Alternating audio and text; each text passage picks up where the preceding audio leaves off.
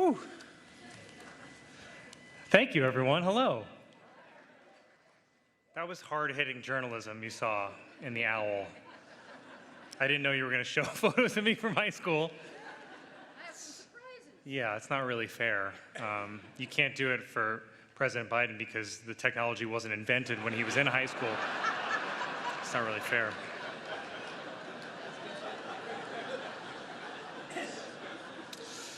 Good evening, everyone. I'm Colin Jost, and I'll be delivering the Republican response.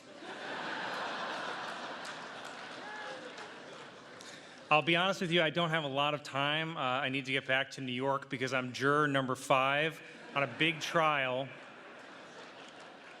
Trump's lawyer took one look at me and he's like, he's got to be on our side.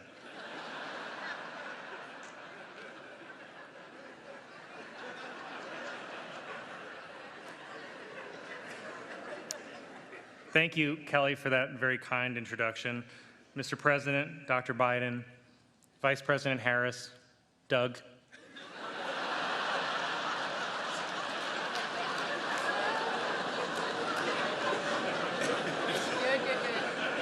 Doug, as you can tell from all the comments about my wife, I'm also used to being the second gentleman.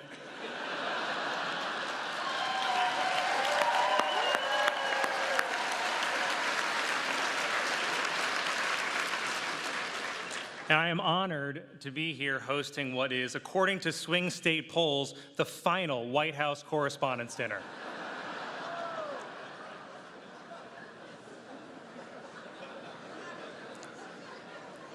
I hope that tonight will be a night to remember for most of us.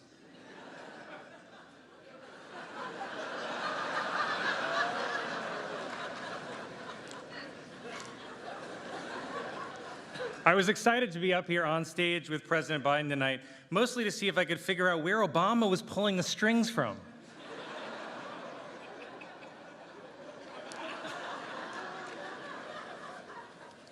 I have to admit, it's not easy following President Biden. I mean, it's not always easy following what he's saying, like,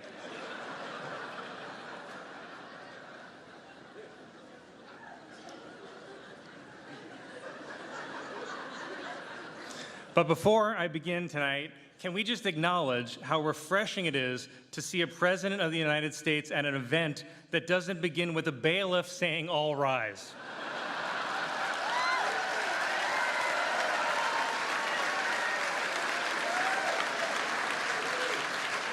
And I would like to point out, it's after 10 p.m., Sleepy Joe is still awake,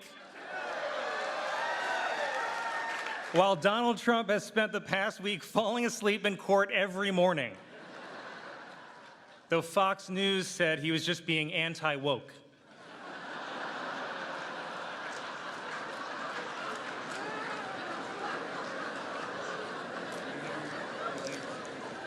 We are all here tonight at Nerd Prom. Well, Matt Gaetz is at regular prom, but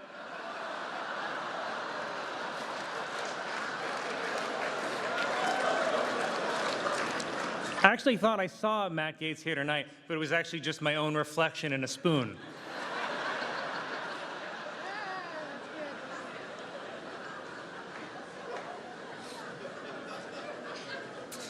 Like many of you here tonight, I pretend to do news on TV.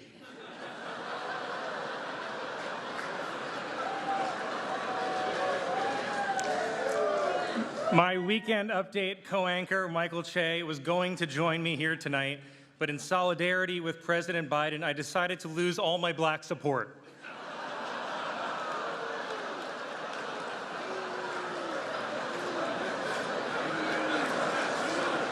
Che told me to say that, and I'm just realizing I was set up.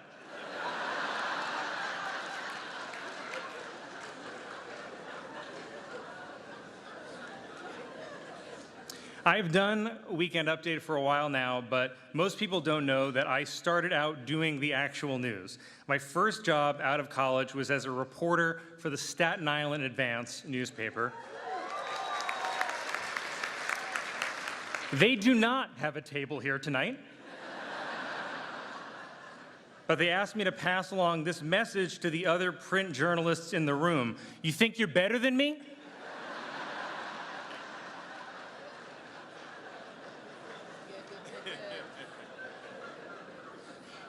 By the way, I want to point out, when I worked at the Staten Island Advance, we had a daily circulation of 100,000. The Washington Post would kill for that.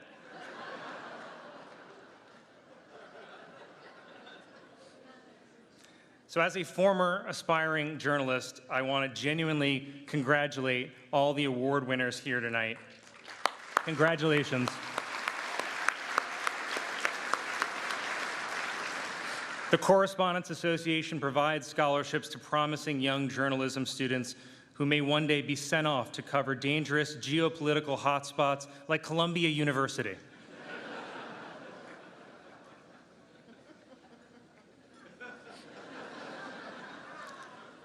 Tonight, this event is being televised live on C-SPAN. Woo! And if you're at home watching C-SPAN on a Saturday night, I hope they find your body soon.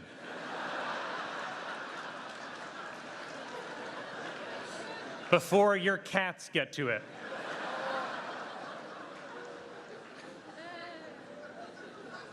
There are so many incredible news organizations here tonight, also a few credible ones.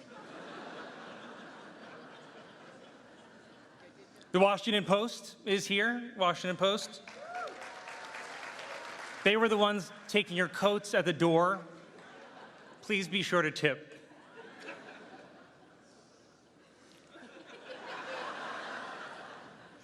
Fox News is here tonight. It's the end of an era. Rupert Murdoch stepped down at Fox News, which is strange. I didn't think there was a step down from Fox News.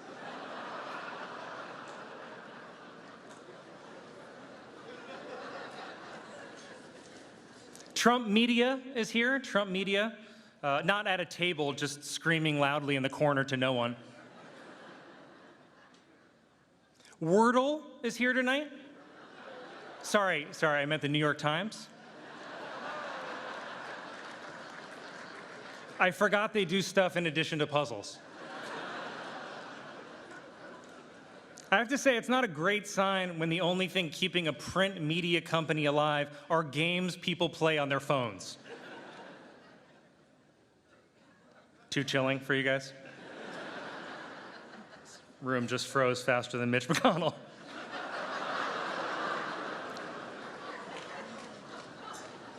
And I have to say, apologies to the Times, but as a Staten Islander, I still get all my news from the New York Post.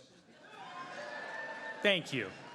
The only paper where the front page always has the same 200-point font, whether the headline is World War III to start tomorrow or Central Park owl dead in building collision.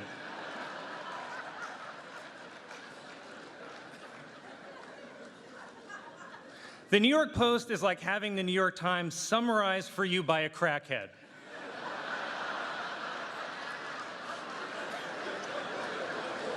The Times will say, a border deal continues to evade Congress, and the Post is like, these Mexicans are taking my stuff.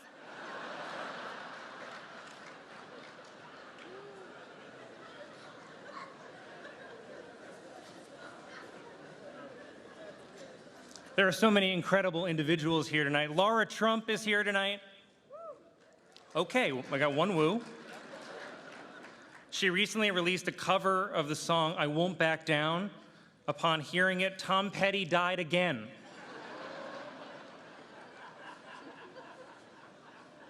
I can't believe I'm saying this to a member of the Trump family, but maybe stick to politics?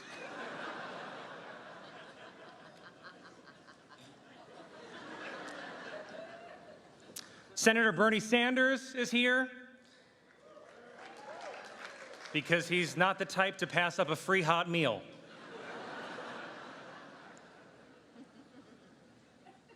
And in general, there are so many hardworking, influential senators and congresspeople here tonight. And I just want to say, on behalf of everyone I know, stop emailing us. Stop it. We get it. Democracy is on the line.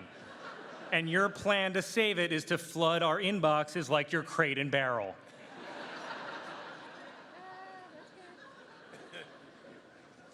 It's also wonderful to be back in Washington. I love being in Washington. The last time I was in D.C., I left my cocaine at the White House. Luckily, the president was able to put it to good use for his State of the Union.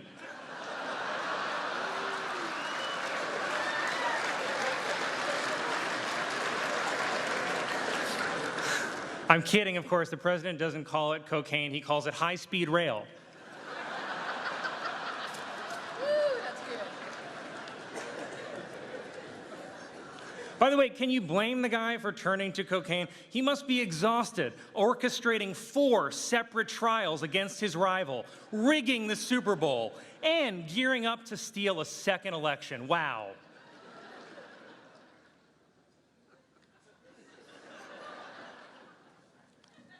Biden laughed. I love, by the way, that Trump's 2 attacks on President Biden are that he's a senile old man and a criminal mastermind. I'm like, I think you gotta pick one. Personally, I don't know any criminal masterminds who bike to get ice cream.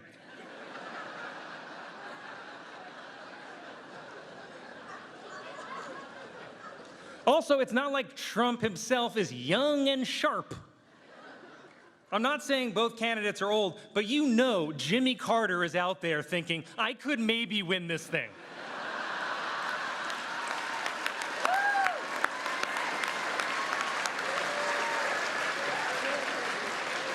He's only 99.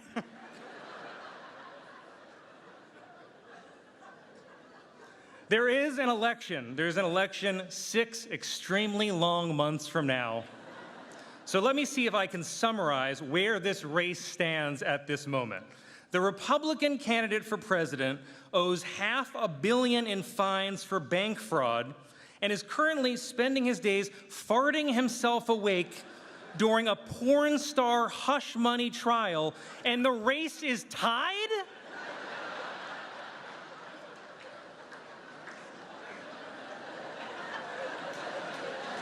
The race is tied.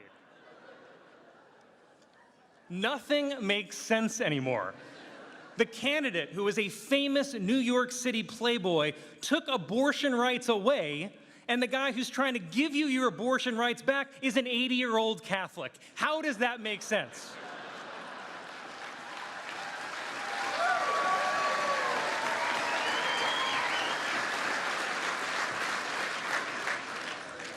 By the way, President Biden, isn't it crazy that he's only our 2nd Catholic president? And what's even crazier is that in just a few short months, we'll have our 3rd in RFK Jr.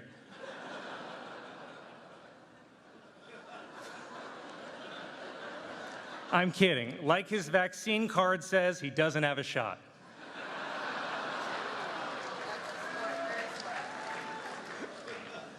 Everything feels strange now. By a lot of measures, President Biden is having a very successful first term, but people don't seem to realize it. Like with the economy, the vibes are bad, but the numbers say it's strong. The economy is kind of like you on the steps of Air Force One.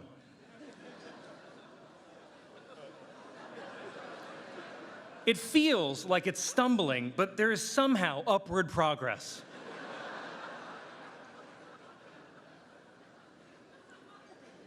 I do think that you can do more on the economy, sir. I really do. For example, have you considered eliminating the national debt by shorting Trump stock?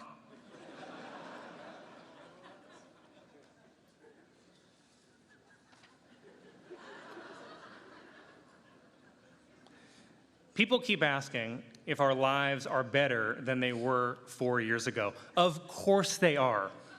4 years ago, we didn't have online sports gambling. What more do you need? By the way, that's probably what's keeping the economy afloat. Online gambling and Taylor Swift. Without those, we'd be in a recession right now.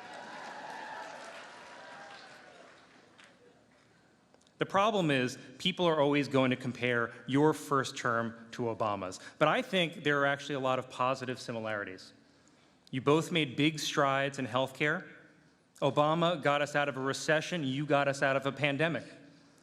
Obama got bin Laden, you got OJ.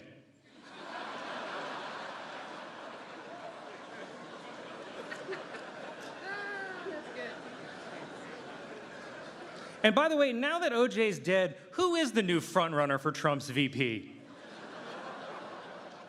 Is it Diddy? By the way, I bet if Trump did select Diddy as his running mate, I bet this race would still be tied.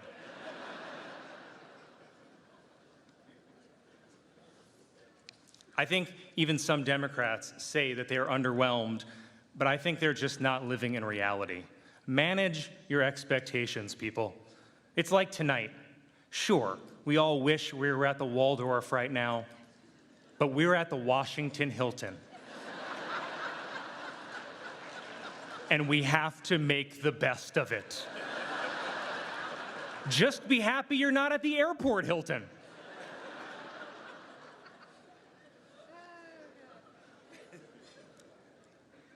Journalists, these are challenging times, and we need the people in this room to help guide us through it. Your jobs are not easy, and it doesn't help that we're living at the end of traditional media. The gatekeepers are gone. Did you know that 90% of people now get their news exclusively from social media? And that must be true because I saw it in a random guy's TikTok. He was recording the video while driving a Toyota Corolla, but he seemed to know his stuff. Isn't it crazy, by the way, that TikTok could be outlawed in the US by the end of this year? That's a real shame, because we're going to need TikTok to document who is storming the Capitol next January 6th.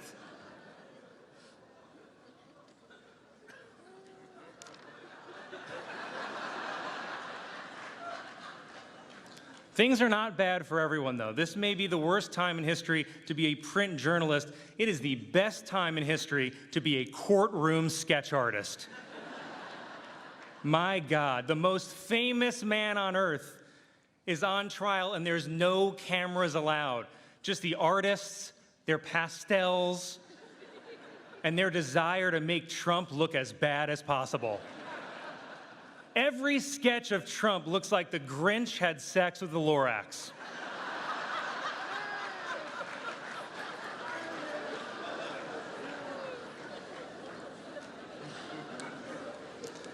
In closing, I would really like to take a moment to recognize all the print journalists in this room. Your words speak truth to power. Your words bring light to the darkness, and most importantly, your words train the AI programs that will soon replace you.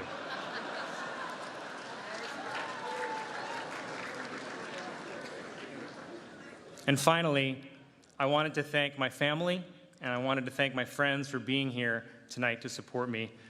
I want to thank my wife for enduring lots of jokes, and for agreeing to individually meet everyone in this room right after the ceremony.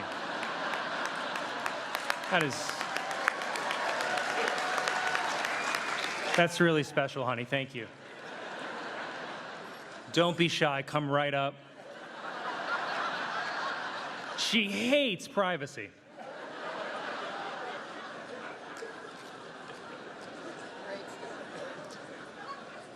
And with my family in mind, I wanted to share one last thing with you before I go, and I wanted to share one thing with you, Mr. President, before I go. I lost my grandfather this year, as you alluded to, a firefighter, William Kelly. He's the reason that our son's middle name is William. He helped raise me growing up, and I would not be here today without him. My grandpa was a firefighter on Staten Island for 40 years.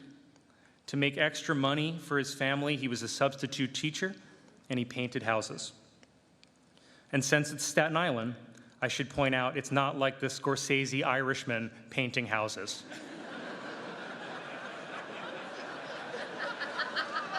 He was not a mafia hitman. He actually painted houses. The FBI is here. I don't want to start a whole thing. My grandfather was another rare Irishman who didn't drink because he lost his father and his brother to alcoholism. And I swear, Mr. President, this is not an age comparison. You remind me of him. Some of your best qualities remind me of his. And I will say he was 95 and he was still great at stairs. I think it's because he didn't try to run up them.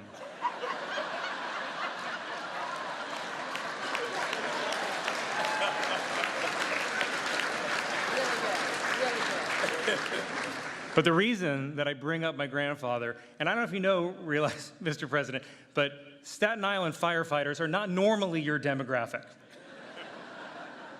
Staten Island voted about 70% for Trump in the last election, and the other 30% was for Giuliani.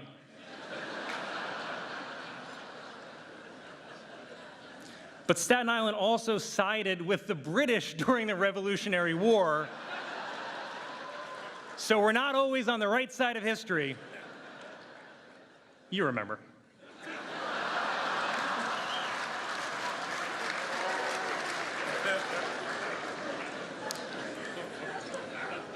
But my grandfather, a Staten Island firefighter, voted for you, Mr. President.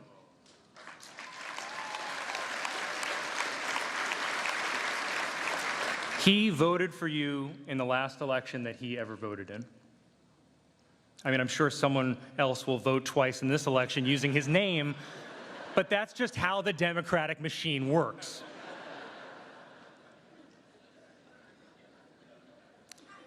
He voted for you, and the reason that he voted for you is because you're a decent man.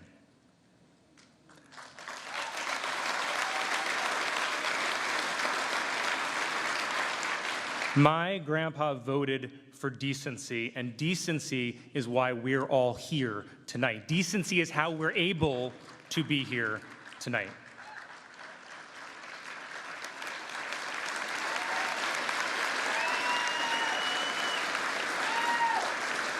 Decency is how we're able to make jokes about each other and one of us doesn't go to prison after.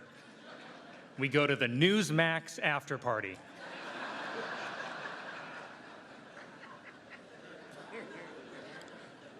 And when you look at the levels of freedom throughout history and even around the world today, this is the exception. This freedom is incredibly rare, and the journalists in this room help protect that freedom, and we cannot ever take that for granted.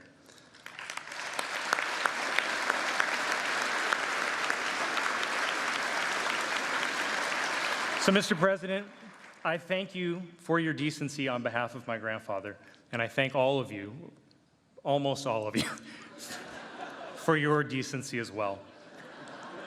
I am very honored and grateful that you invited me here tonight. Thank you and good night.